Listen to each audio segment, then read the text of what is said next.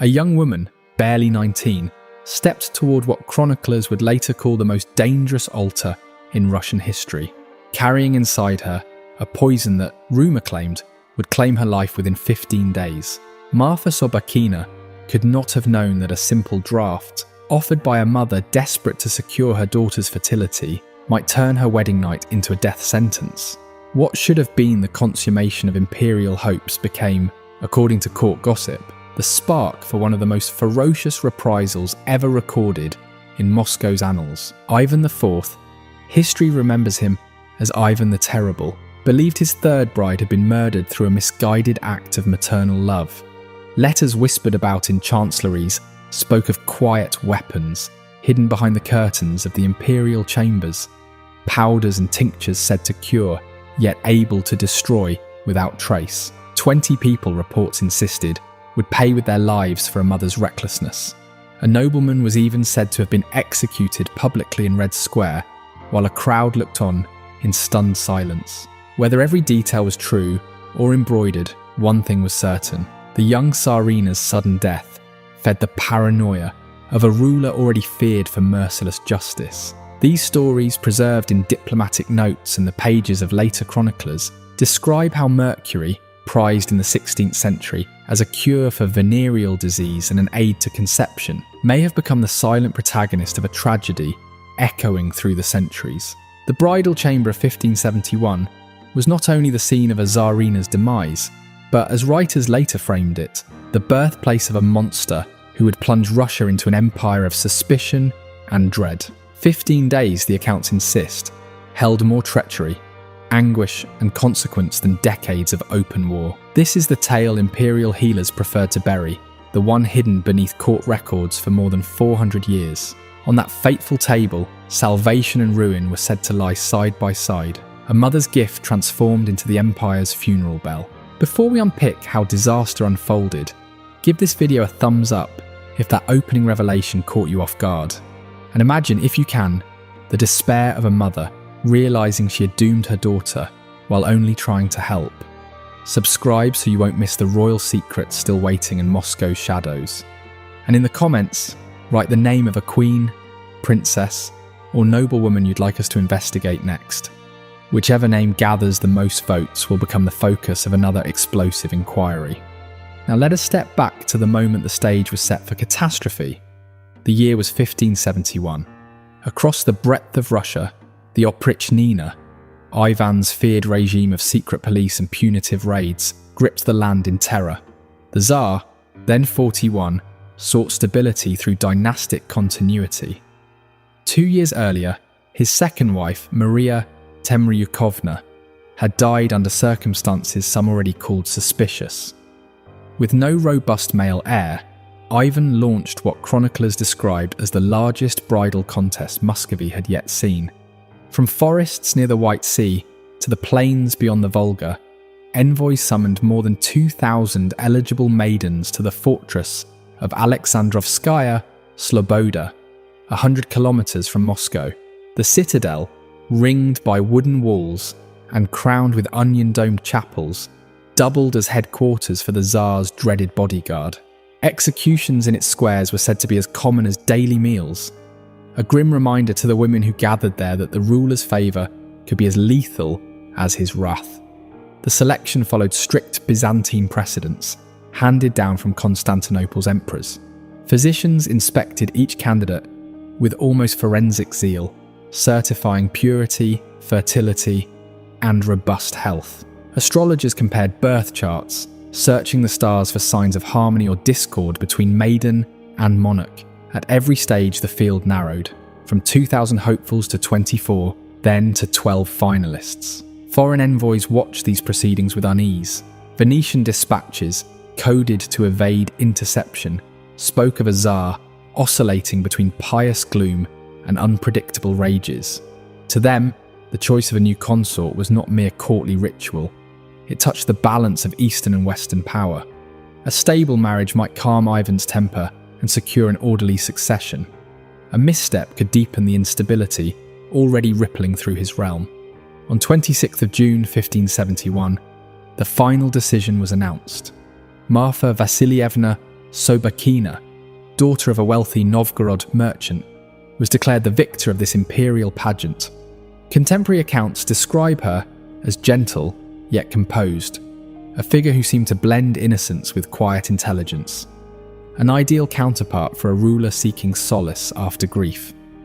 Yet within days of her triumph, ominous whispers circulated among attendants. Marfa, they said, appeared pale and listless, her strength fading even as preparations for the wedding gathered pace. No physician of the time could diagnose her condition. Their prescriptions of herbs and prayers did little to halt the decline. Some claimed she had been overworked by ceremonial duties. Others suspected sorcery or the malice of envious rivals. Later generations, reading between the lines of surviving letters, suggested another cause: a potion prepared by her anxious mother, intended to guarantee fertility on the wedding night. According to these later narratives, the mixture contained mercury, believed then to quicken conception, but capable, in too great a dose, of ravaging the body from within. Whether truth or legend, the story captured the imagination of historians and novelists alike, becoming part of the lore surrounding Ivan's reign.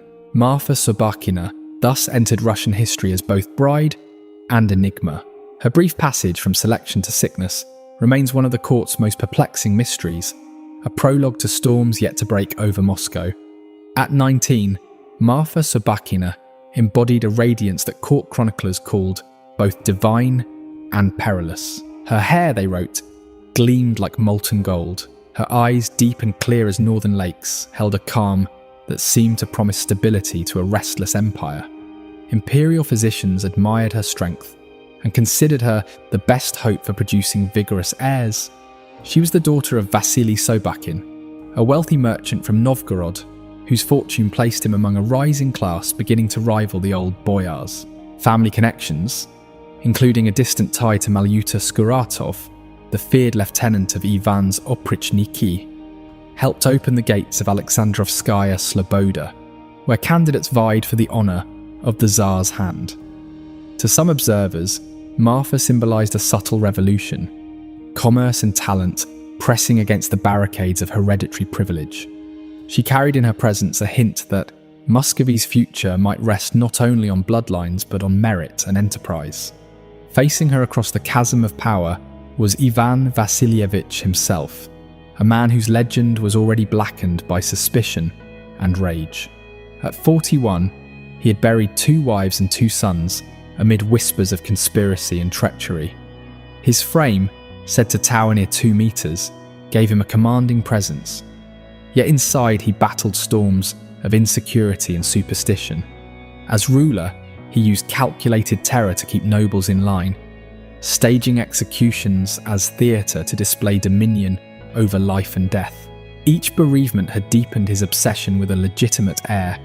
Every marriage became a gamble for dynastic survival. To Ivan, Marfa offered more than beauty or comfort. She was, or so envoys believed, the final chance to anchor the dynasty with an unassailable successor. But while courtiers prepared brocaded gowns and ceremonial crowns, other forces, invisible yet inexorable, were weaving a darker outcome. In Novgorod, Marfa's mother, anxious about her daughter's health and fertility, turned to an old household remedy. Later tales insisted the potion contained mercury, an ingredient praised by village healers for stimulating conception but lethal in excess. She is said to have measured the dose with trembling hands, unaware that the very draught meant to secure a grandson for the throne could poison the girl she loved. The wedding, on 28 October 1571, at the Trinity Church in Alexandrovskaya, Sloboda, should have displayed imperial triumph. Instead, it acquired the hue of an omen. Witnesses recalled that Marfa, beneath the crimson weight of her bridal robes, looked frail, her cheeks drained of colour. Attendants discreetly steadied her as she approached the altar. During the solemn exchange of vows, she twice swayed and collapsed. Priests hastened to interpret the fainting as mystical modesty, but the physicians nearby noted something more troubling: tremors rippling through her limbs, perspiration slicking her brow, and pupils unnaturally wide. They murmured of a dangerous imbalance in the body, perhaps a poison none of them could name. The feast meant to last until morning faltered before midnight. Dishes of roast swan and spiced honey stood untouched as concern spread through the hall. Marfa was escorted to the bridal apartments, rooms arranged with lavish oriental splendour. Persian carpets thick over heated floors, braziers glowing with coals, incense coiling through the air. The scents, meant to kindle desire, merely cloaked the sour tang of illness. Ivan entered in ceremonial silk, expecting to claim his bride. Instead, he found a young woman fighting to remain conscious. Chroniclers say he paced the chamber, torn between anger and alarm, summoning physicians who brought phials of herbs and prayers but no remedy. The marriage night, designed to secure the empire's future, dissolved into vigil beside a stricken bride. Meanwhile, if later accounts are believed, the potion prepared days earlier had already begun its merciless work. Mercury, absorbed into Marfa's blood, advanced silently, disrupting nerves, searing her stomach, undermining the very organs meant to bear children. No healer of the 16th century could have traced the connection between a mother's talisman and a Tsarina's sudden wasting. For 2 weeks, the court lived inside a tense stillness. Ivan, restless and sleepless, refused to leave her side for long. Some sources describe him kneeling in prayer. Others speak of furious interrogations, the Tsar demanding to know who dared harm his household. Servants whispered of hexes or secret enemies among the boyars. Physicians clung to simpler explanations. Exhaustion, a fever from travel. Yet none could halt her decline. On the 13th of November 1571, 15 days after the wedding, Marfa Sobakina breathed her last in the Tsar's arms. Whether she whispered anything before dying is lost to history, but later storytellers imagined a final plea for her mother's forgiveness. Ivan's grief hardened almost instantly into rage. Convinced that hidden hands had poisoned his third wife, he launched what chroniclers later called a storm of vengeance. 20 people, attendants, medics, even distant relatives, were seized for questioning. Some were tortured. A few, rumours said, met death in Red Square as an object lesson to traitors. Whether these accounts magnify or merely echo reality, they reflect the atmosphere of terror unleashed by the tragedy. That autumn, a bridal chamber meant to secure dynasties instead incubated the Tsar's most corrosive paranoia.